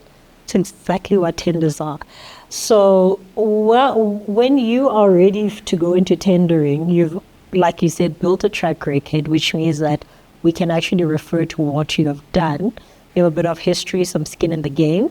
And that's why I often say that when entrepreneurs want to get into tenders, before you go into the long-term contracts, you have to start with the most basics, the RFQs, which is supply and delivery. That literally is, So you can get some skin in the game, understand the pricing, use that as practice. But no, Lerato simply just wants that million rand tender, that 3-year contract without doing the work. And tenders like funding are not some magic wand that can fix all your problems. It's not for you to make money. It's for you to deliver. what you said that you can deliver on. So I think one of the mistakes is that thinking when you enter tendering, thinking that it's a get out of poverty card. That's not how it works. When a company is ready to tender, it is compliant, number one, and it has proven that it can execute to a level that it can actually maintain and sustain long-term contracts and service a client for the long run. Compliant. What does that mean? What does it mean to be compliant as a business before you tender? What are the things that, let's assume there's a municipality that's issued out a cleaning contract. Yeah. What will they look for when it comes to assessing the bid, when it comes to compliance? Yeah. So before we even get into what they look for, 80% of businesses who bid get disqualified on a compliance level. That is the first way they can actually filter all of you and say, okay, you're going to deal with serious people. So compliance gives you the first step of credibility. So compliance is your CIPC, those annual returns, your company is not deregistered, it's still active, and your beneficial ownership is up to date. Second thing is your tax. Third thing is your BEE. Fourth thing, if relevant, those industry regulations, those industry bodies, those registrations are up to date, right? And all of this comes together on CSD. That report tells your story, so we're able to filter and quantify exactly, are you a serious entrepreneur that we can even waste our time sending a bid to, right? So the disqualification phase goes beyond before you even receive that email of the RFQ being open. What is CSD? So CSD is a central supplier database that houses all of the suppliers that want to trade with the government, all that information for public sector procurement. So your municipalities, national, provincial governments, SOEs, the agents. Yeah. So all of the state entities, they look for suppliers to trade with on the CSD. And how do you go about registering? Is it quite a difficult process? What are the requirements? So it's fairly easy. I'd say that one thing about government systems is they are quite user-friendly. It's just that on the back end, something goes wrong there within their spaces where you find that the system is glitching, it's slow. But from a user perspective, it's quite easy. You just have to upload all your supply information, the general compliance, your bank account, BE, tax, what else? Yes. Probably your company registration documents. Company registration documents. And I'm assuming bank information. Yes, so banking information, and if you are registered with any regulatory body, your CIRA, your SAPRA, whatever it is, then you can also upload there. What I've also noticed, and I don't know if it's widespread, Eskom have started issuing RFQs directly through the CSD portal. I'm not sure how they used to do it, but that goes to show that in order for you to find an Eskom tender or bid on an Eskom tender, you would actually need to have a CSD profile and be able to access those RFQs within that CSD profile. Is that a widespread thing? Is that a recent change? It has been a recent change. They announced it at the beginning of 2024 that they're going to abolish their internal procurement procurement system because of corruption, loopholes, wastage, leakages on their end. So now they have transferred everything onto CSD.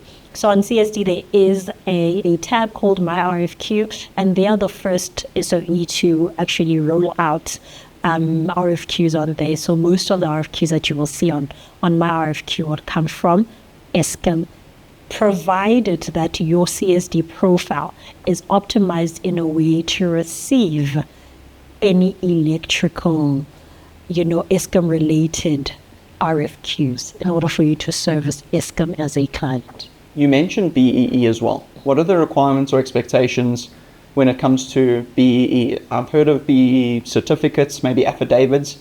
What does the government expect when it comes to BEE to be legible, to qualify for a tender?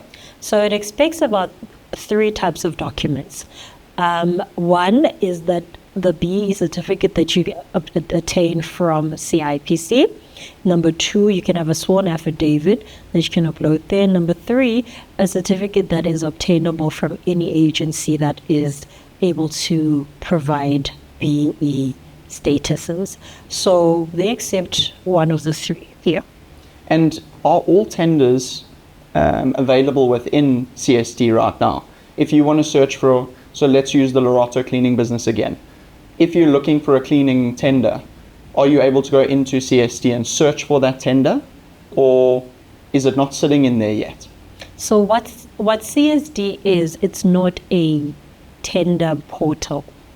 CSD is a database of suppliers, not a database for tenders. So the procurement departments, the SCM departments look for you as a supplier and invite you to bid, right? So it hasn't been optimized yet where you can search for tenders and any open opportunities there. So if you are looking actively for those opportunities, you can go to eTenders, which is another portal where all of the open tenders are, and then you could filter according to industry and location. So CSD for now is just your own house where you will host your profile in order for you to have the visibility and to maintain what's happening within your company so that you can be picked up as a supplier by the procurement departments. So there's a funding company called Sourcefin, and a shout out to them for sponsoring this episode. But they recently launched a new platform called TenderCentral, and I think they leaned into the frustration a lot of small businesses have around finding a tender that's right for the business. So there are a few platforms.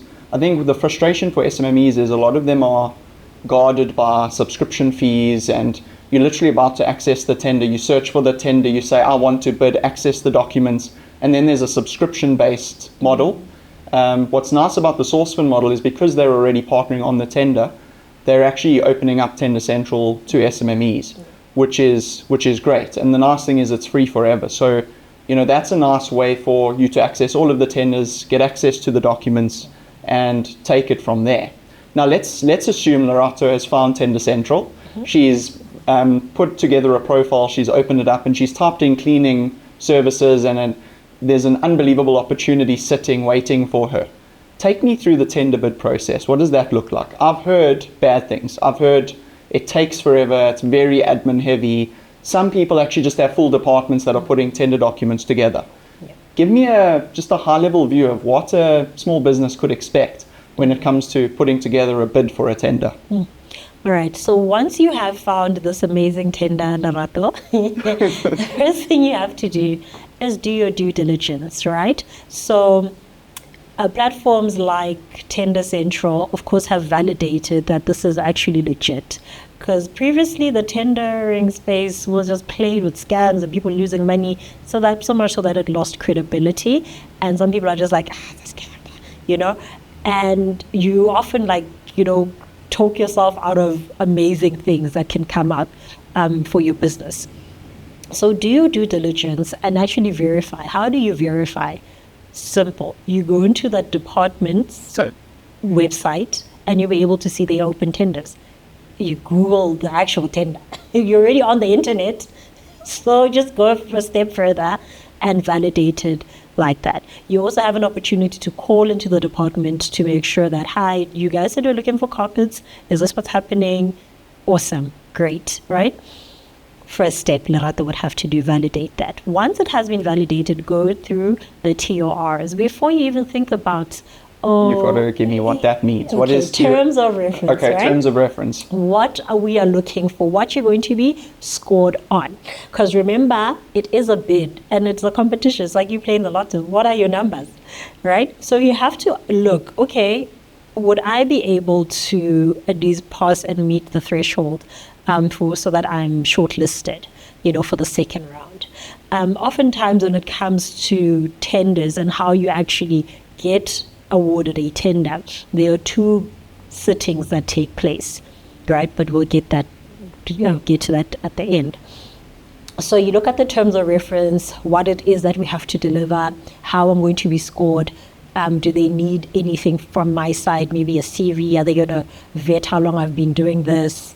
Are they going to look at my company history, right? And they tell you if you have more than 3 years operating at one point, that point system, how it works. So you have to be able to at least have an idea that I have a good chance of getting this. Otherwise, you're just bidding in what? In hope. Yes. And we spoke about hope. You waste your time. You need to bid with clarity and intention, right? There's no point of you trying to take an opportunity where you can already see that you're just a small fish in a big pond. It's not going to work. And by chance, by luck, prayer and fasting, it's not going to work, right? So already you have an understanding of what they're looking for. There are very high-level tenders out there that you can already see that they're looking for highly experienced companies because of the way the job or the contract has been structured. So you obviously are like, okay, I don't have this 10 years of experience. Maybe let me sit this one out and look for ones that are within my scope and my scale. So that's the first thing that you need to do, because you're not going to be filling out 15 tenders a week thinking that, oh no, Jedd might actually turn the other cheek. It's a point system. So your compliance, right? Because of course there are deliverables that have to be submitted. Make sure that you have all those documents so that you can just attach them. Like I said, stay ready, so you don't have to get ready. Because if the tender closes tomorrow and you're still waiting for a tax clearance, it's not going to work, right? And you need to know timelines, understand timelines. RFQs have to be advertised for about 21 days before they close. So they give you time to sort yourself out, to get the proper pricing, the quotations, for you to vet, so just get everything in order so that you can put together a quality bid. So you need to have an understanding, okay, this is what's required, but this is how I'm going to maximize the time so that I'm not coming off as unprepared, because you are not there to defend yourself. As soon as you submit, the document does the talking for you. So if you must put together a proposal, go and refine your company profile, whatever it is that they ask for, you have enough time. Right? So a lot of us are always in panic mode because it was also a desperation, because you're like, I need the money. And one thing about money, it hates desperation. That energy that you approach a business deal with, when you're calm, you will get it, right? Even though you are panicking in the inside, you never show the other person that, or they're just going to sense and then they're just going to overpower you, right? It's just the rules of the game. How it works. So first step, you do your due diligence. Second step, you go through the TORs, decide, is this something that can work for my business? Third step, you make sure that your compliance is up to date. Then you take the step to put together the bid. So the thing that step 1, 2, 3 can be done in a day. Then you literally have the rest of the time to put together, look for suppliers, look for quotations, compare, work on your pricing, complete the tender. Some people are disqualified over very minute things, like you didn't initial every page. You were supposed to sign on the other, but you didn't sign. Then you're just like, had I just given it more time or paid attention, it would have, perhaps I would have had a different outcome. So that is the fourth step, I'd say. Then you put it together and then you submit. Right? Once it gets to the other side, right? Remember, there's always an end user. Even though you get it from procurement, the tender from procurement, the end user has to put together a committee. Now, there is a bid evaluation committee that has to sit on first level to assess if in order to shortlist, right? Based on what? That scope and the TRs and how you interpreted the tender. And then once you've been shortlisted on that, it goes to a higher level now to the end user to say, here are the nominees, and this is who we think can best execute. And then it's also vetted on that level. Then you get that performance. Who is the end user? Can you give us an example? All right. So in a cleaning setting, the end user would be the facilities manager. Okay. Yes, the expert. Yeah. So that would be someone who goes to a supply chain and say, look, we're looking for deep cleaning. Can you put together a tender for us? And then, but there's always an end user. Supply chain is not the end user, guys. Makes sense. I suppose that's the one that's expecting the service to be delivered. Yes. So they do need to be happy with whoever's been appointed. Sure. Okay. Let's assume that it's gone through those processes and Lerato is the one. Lerato's cleaning business is the one. What does that look like? How do you get told? How do you get appointed? What's a scam? What's not a scam?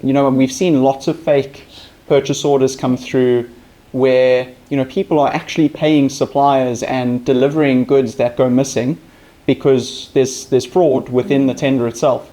How does Lerato make sure that this is a legitimate tender that's been awarded to her? What type of documents, what type of conversation should she expect to have? Yeah. Remember, I did say second step is the due diligence, right? So in order for Lerato to even avoid all of that, she should have not already vetted that the legitimacy of the tender in the second step. But let's say we did all of that, we feel like we're comfortable, right? So once you receive a PO, right, or an award letter, you should absolutely have a contact person there, right? So you have the contact person from supply chain that you're communicating with and you have full access to. A scammer, number one, would put pressure on you to deliver. Number one. Number two, a scam would have or even recommend a supplier. And of course, you go to that supplier because what they're asking of you is like very unique. It's just like something like this, like, okay, you can only get it from one place. So this is how they usually get you because they ask for something so unique and you're like, oh my gosh. This is our recommended supplier. Yeah, this is our recommended supplier. And if you understand procurement practices, they're not supposed to do that, right? Some tenders come through and they have pictures, and you're just like, okay, why are you showing me the picture? No, it should be clean and clear and fair and fair. So that's what it would do. So the pressure that will come through. And you'll find that the supplier it's quite too good to be true to the point that they'll even say, oh no, we'll deliver on your behalf. Oh, so you never ever get in contact with the product. You never see what you have to deliver. Because this person has just said, no, we can even scratch out whatever it is that you want. And actually, you don't even have to go and pay us directly. You can hear my banking details, So there's a certain level of like these practices that will come through that will actually have to, ring the alarms in your mind. Like, this is not how it usually works, right? And you have a gut, guys. Honestly, there are some people who genuinely don't know, who are beginners. But when it does happen that you're feeling like something is off, then it means something is off, right? So you pick up that there are these practices that will be happening within that entire process with like, then they'll be pressuring you to send you emails. Hi, do you still want to buy this? Do you still want to buy? Are you sure you're going to order? Hi, within 2 days. So the timing, number one, and the manner of engagement will just ring alarms and will be a red flag. And you will also feel that this is not how business should be conducted. And then that's how you'll be able to see that, no, this is not fine. So even the amount of time that you get the PO, you can't submit today, then on today's a Wednesday, then on Friday you get a PO. Never. Especially if you understand how procurement works and government departments, how they work. Just like in general in South Africa, everything takes time, right? So that 21 days, you must expect it to be something to be a timeline that actually takes place before you get an award letter. Yeah. Yes, award letter goes into PO, which is purchase order. My understanding of a purchase order is it's a legally binding. Once you've signed it, you have said, I will deliver this at this date, at this time, to this quality or this spec, right? I think that's my understanding of PO. It's not an option. It's not like, please, could you deliver this in 3 weeks' time? You have to, and you have legally committed to it. And I think there are penalties if you don't deliver. I would love to hear, what are the consequences if an SMME fails to deliver on a tender? In terms of ever trading with that agency or that department, that relationship would be severed forever. You become disqualified, you lose your reputation, you're never ever going to be considered for another opportunity because you've wasted our time. And sometimes because of what you've signed, you actually might be forced, you can't get out of the contract because you're bound within those terms. At that point, you're excited. Oh my gosh, I got the tender. Hey, we're rich. And then, like I said, the smoke all fades away. And now it's you having to deal with the tender, right? And you find that I've bitten off more than I could chew. And I now have to go back and say, sorry, guys, I can't do it. You cannot back out of that because it is a legally binding document. What are some of the reasons an SMME would struggle to deliver on a tender? Yes, financial reasons most of the time. And financial reasons also tie into capacity.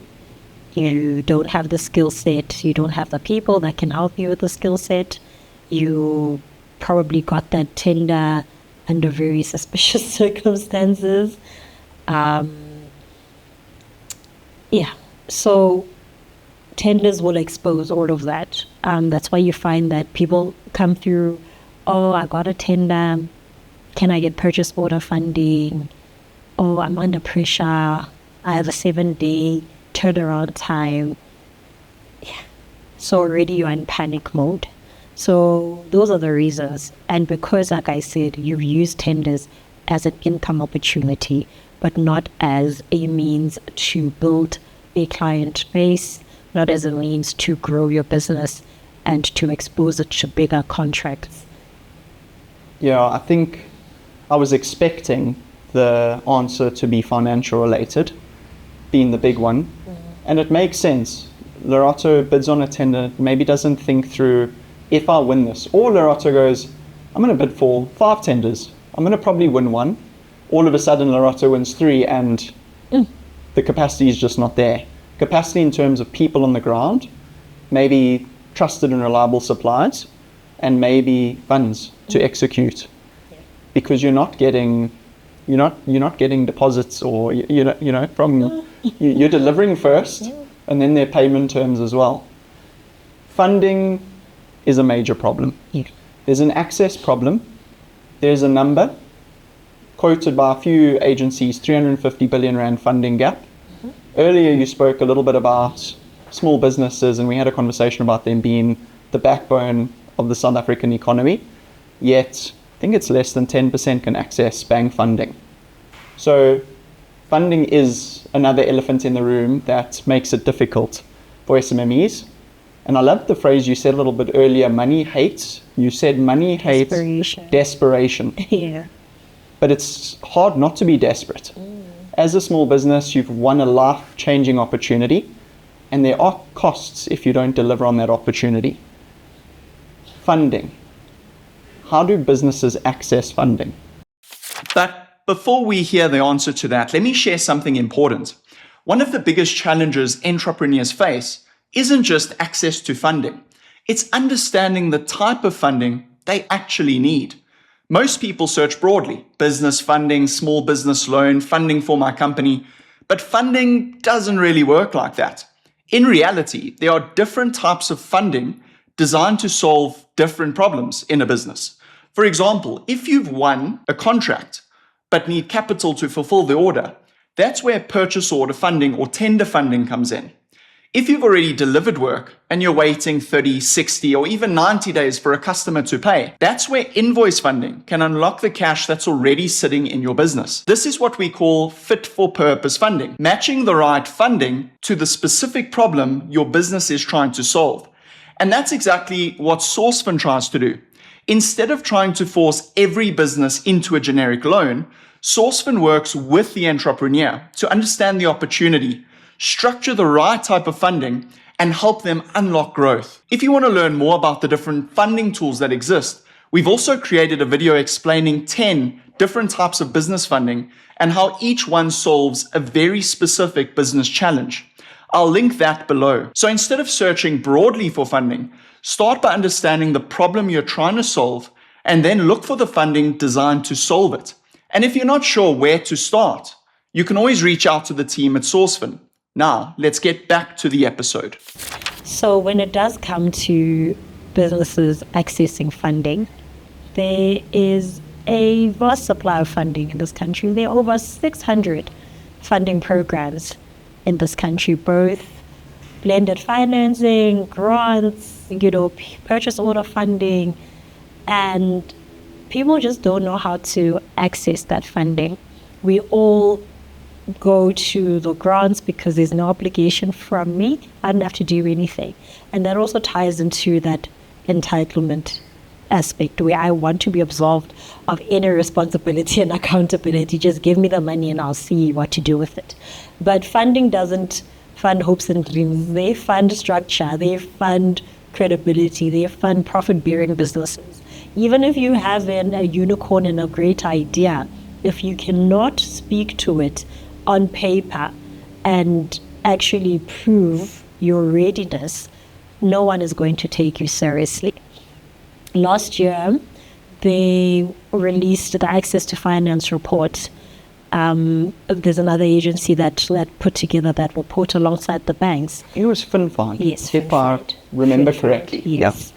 Yep. And when I went through that 400-page document, I found that, yes, systematically there are challenges that prevent SMMEs from getting funding, especially those that turn over less than $1 million per year. And you find that because the business hasn't done much, the turnover is low, you get vetted according to the Consumer Act as an individual. So they will look at Lerato, the person. And then you find that Lerato is in debt, Lerato's credit score is low. So as you would in a bank loan situation, that whole vetting process. And the cry was, can we just adjust those terms? Because the reason I'm in debt is because I've had to take out loans in my personal capacity to service the business, because the business is just the cycle, But on the other hand, you find that the businesses themselves are also doing themselves a disservice by not being ready. I speak about funding readiness all the time because that assessment and that diagnosis is actually a window into what exactly it is that is hindering you from getting the fund. And it's not like, oh, they don't like me, oh, my business is a bad idea. No, it's because you are not ready and you are not prepared. And if you haven't handled 100,000 rands, no one is going to give you 1 million. Guys, if you have not given us the evidence to back that this idea has actually worked, this idea actually has repeat return customers, this idea has potential to scale to a point that you won't need funding. There are people who want to apply for funding every year. Even in the NGO space, they're just people who just rely on funding.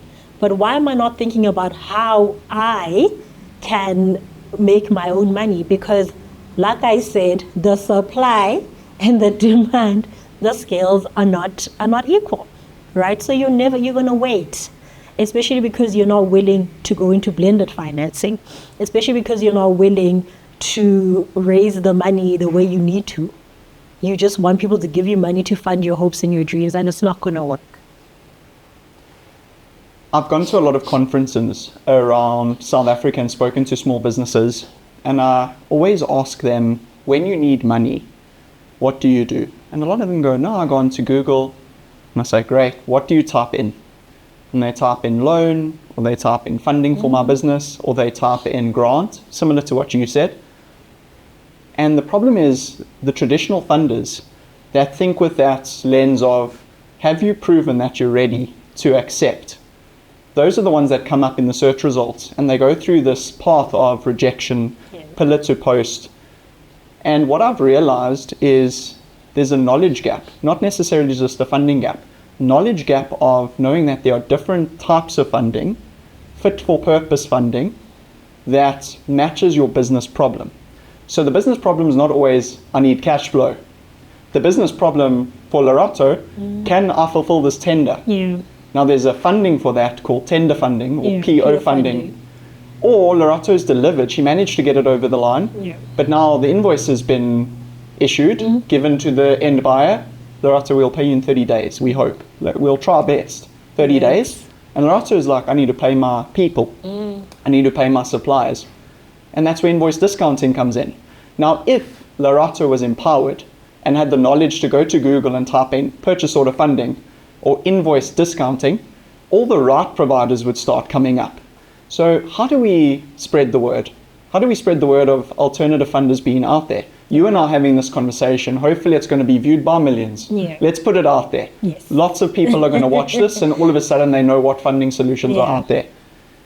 How do we educate small businesses of the funding? The alternative funding, there's just a bit of a, what's the word? There's an absolute alternative funding drive. That's not a fad, it's a trend. It's here to stay, and it's here to address that 350 billion rand gap. But SMMEs just don't know about it. Cool. So with the information gaps that exist pertaining to funding, like I said, we rely a lot on plug culture. And a lot of people think that funding only comes from the government, right? We are not searching for the correct things. I often say that the first step, you look for funding within your industry, funding in tourism, funding in hospitality, look for funding specifically, and just by virtue of you changing your wording, you'll get to be exposed to what is out there. And that also comes from you wanting to know.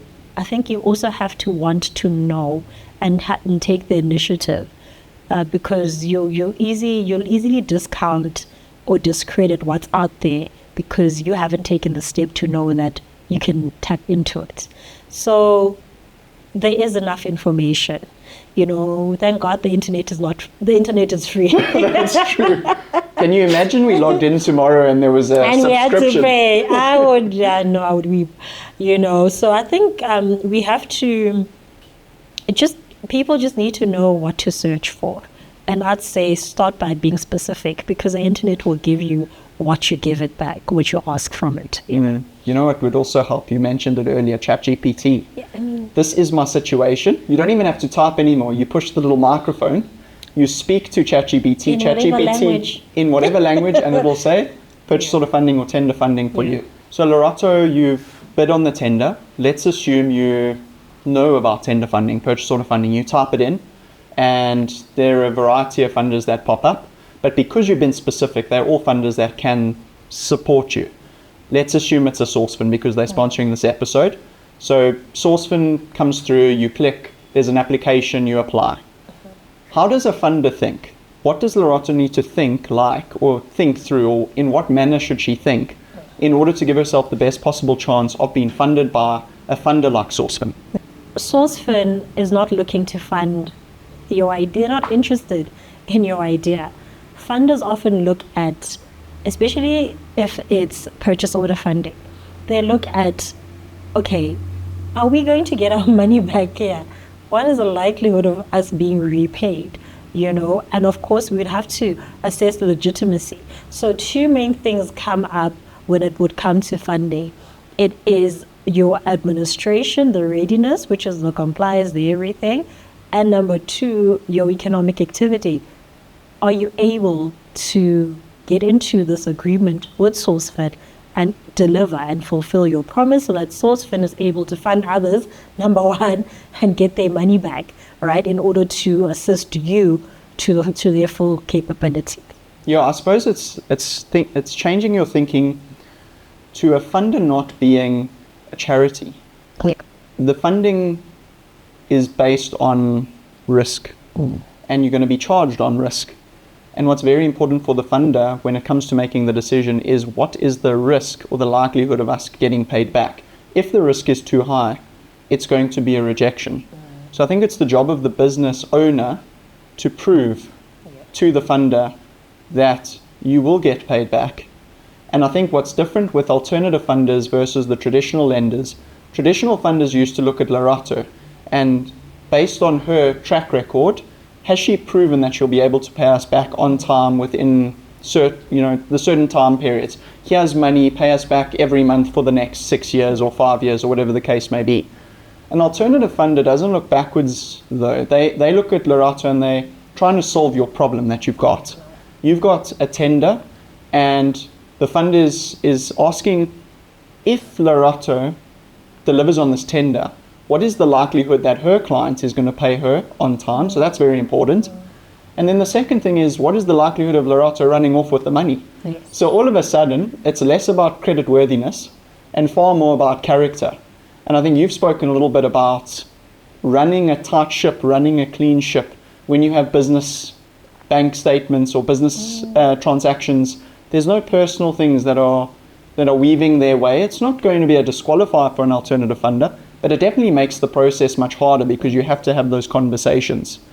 What other things should a small business think through when it comes to bidding on invoice discounting or asking for invoice discounting or asking for purchase order funding? Other than those things, what are some of the things that a funder is looking to Lerato to prove? With alternative funding, there's less speculation that goes into, there's no likelihood of. It needs to be a definite. So you need to also have your ducks in a row so that you don't miss out on that opportunity, right? So you don't want to fall off based on, things that could have been avoided, and things that you can't talk yourself out of. Because uncomfortable conversations actually will reveal that you have not been doing the right thing. And oftentimes, if you're not honest with yourself, you will actually start feeling like, okay, you need to also resort to more predatory other funding, alternatives, because on the other side of the coin, you find that there are a lot of shady dealings that come in there, and they put you in a very precarious situation where it might even be dangerous or even criminal activity because you already have stepped into that territory. So I'd say that as a business, make sure that number one, you prioritize record keeping from the onset. You're able to talk to the numbers, guys. Finance, maths is everywhere. Whether maths literacy or pure maths, which is just this debate that continues. Look, maths lit will probably be better suited for this. Yeah, but that literacy is very, very important. So when you are working with a legitimate funder, especially in the alternative funding space, be prepared. Be prepared to wait, number one, and be prepared not for too long, because they're professionals, but also be prepared for the outcome, right? So the less loopholes that you're presenting, the less speculations and delays will come through, right? So already, like I said, and I will repeat again, be ready so you don't have to get ready and you're continuously playing catch up, and you're also feeling like you're in a tight space because you continuously have to explain what happened here, all those things. Lerato, you've been a treasure trove of wisdom. And I think when we started this podcast, you had a goal, and the goal was to move from hope to execution. And based on this conversation, no one can say they don't have the tools and the knowledge. And even if it's not all the knowledge they need, they've definitely got a starting point to go forth and build a business that they're proud of and make the most of an opportunity. I've always wanted to say this because one of my favorite podcasts is The Diary of a CEO. And at the end of every episode, they have a closing tradition. So we have a closing tradition on this podcast, and you are the very first person to partake in that closing tradition. The closing tradition, and I think central to our conversation, has been this calabash on the table. And it's a symbol of wisdom worth sharing. It's the transfer of knowledge. When you think of a calabash, it's people sitting around a fire, maybe sharing stories, sharing ways of doing things, sharing experiences, the school fees that they've learned from. And that's what this conversation is all about. It's sharing that knowledge and wisdom and passing it on to the calabash and handing it over to the next person that can benefit from it.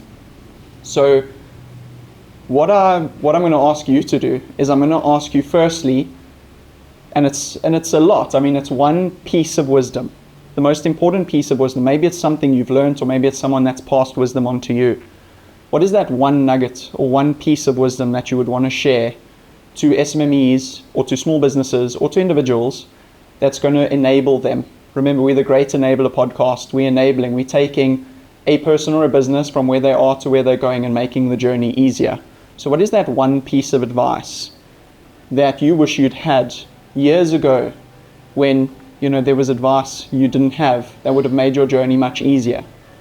What is that one bit of advice? And once you've given that advice to us, we're going to formalize it into writing, and you're going to put together your wisdom, your nugget of wisdom on a piece of paper, and you're going to drop it into the Calabash. And that's going to symbolize us passing that knowledge on to the next guest, to the next viewer, to the next presenter, and to everyone that's watched this episode. So this is the only time in the podcast you'll speak directly to the camera, and you're going to give your nuggets of wisdom. Nothing works unless you work. And the magic you're looking for is in the work that you're avoiding.